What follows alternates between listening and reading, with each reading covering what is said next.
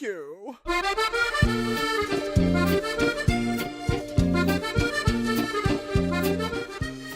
What's up, guys? It's Benny. I guess politicians in France wanted to change the subject.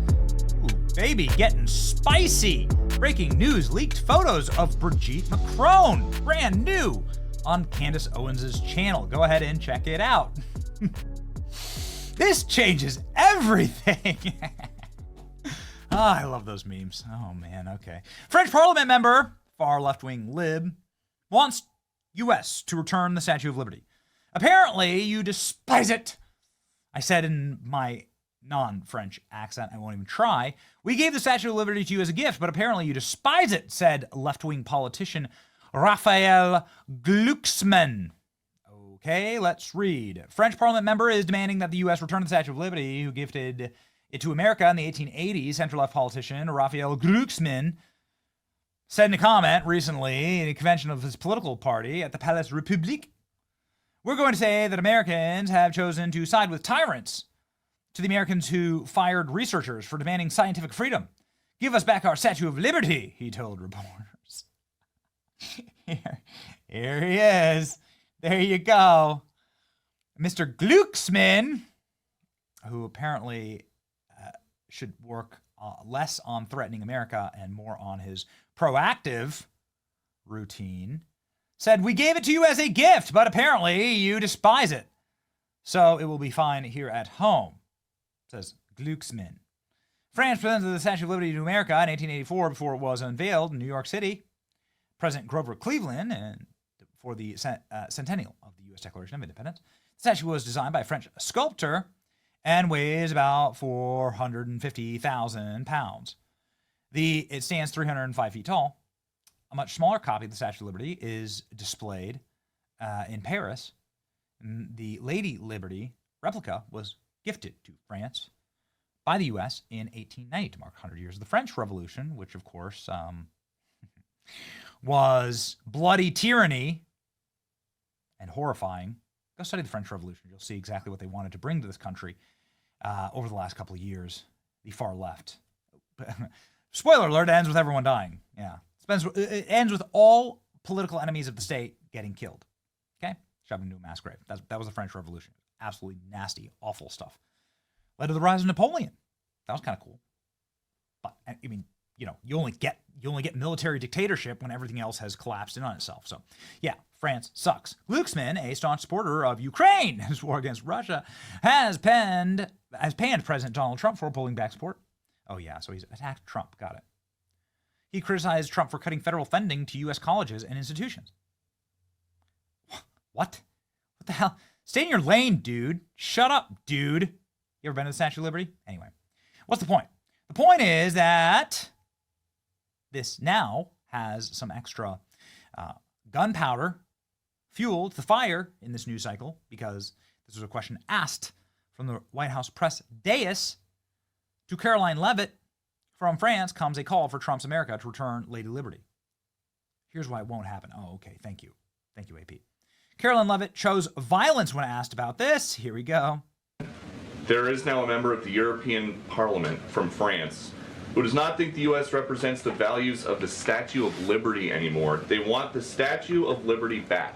So is President Trump going to send the Statue of Liberty back to France? Absolutely not.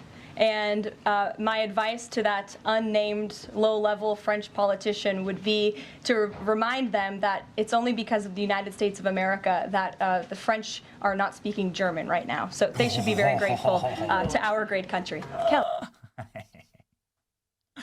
Oh, yeah. She's right, by the way. Did you know that France surrendered to Germany in less than 30 days? On June 22nd, 1940, France signed an armistice with Germany, effectively surrendering to the Nazi regime. In the same railway car where the 1918 armistice had been signed, a total and complete humiliation to France. Following the German invasion of France in May, in June, France surrendered. French government, facing overwhelming German forces, sought an armistice. Overwhelming, okay. There were actually more people in the French army than the German army. Did you know this? Yeah, okay. France just sucks and loves to surrender and are terrible at these kind of things, right? Much easier to just dip your croissant and your latte. The armistice agreement signed near Compiègne, France. 1940 marked the end of the Battle of France and the beginning of German occupation of the country. Only ended with American blood spilled on its soil. So I think that's a very good reminder. It's a very J.D. Vance style reminder. The entire internet is blowing up over this and loves it. Mic drop. Karoline Leavitt shot across the bow of France. Yeah, you should be thankful. Have you tried saying please? Have you tried saying thank you once? Says J.D. Vance. All right. Some memes of what would what it might look like if we decided to reorient the Statue of Liberty back to France, maybe change some of the design. You could send it back like this. Or like this. You could send this statue back to France and you just park it on a Normandy beach and France would surrender all over again. France could and would surrender all over again. Speaking of surrendering, CNN surrendered to Karoline Leavitt during this White House press briefing. Oh, man, just means you'll only get on this channel. That is just spicy. AI doing work here. This is, again, how we should just make some slight modifications. Just the Statue of Liberty looking straight across the Atlantic. Here, ladies and gentlemen, is Karoline Leavitt later on in the press conference deciding that she's going to choose violence again. And she did actually have Conor McGregor at the White House. She did like a press conference with Conor McGregor. Here's Conor McGregor, Trump, Vance. Is he going to run for office? I'm not sure. But the fighting spirit, clearly, on St. Patrick's Day, got infused into Karoline Leavitt, and she bodies CNN reporter Karoline Collins for saying Joe Biden's just a great president and everything he did was legal. Here we go. One on the flights, but first on the president's post overnight, saying that the pardons that were issued by President Biden preemptively to members of the January 6th committee, that they're now null and void.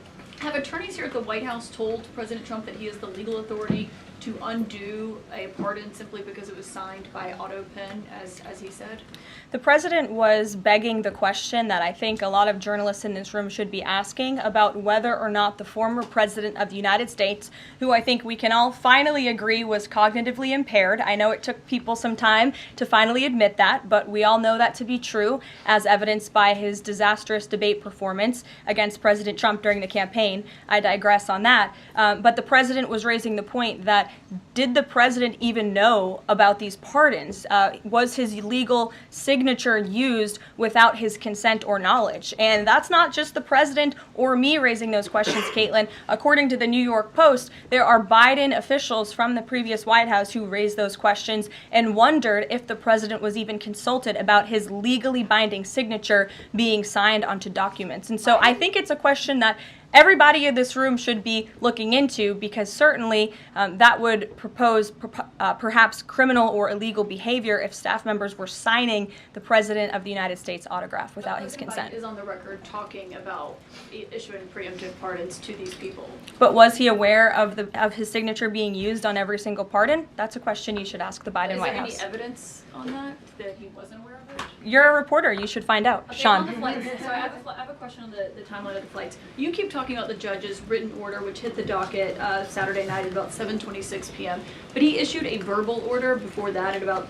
6:45 and 6:48 p.m. based on the court hearing.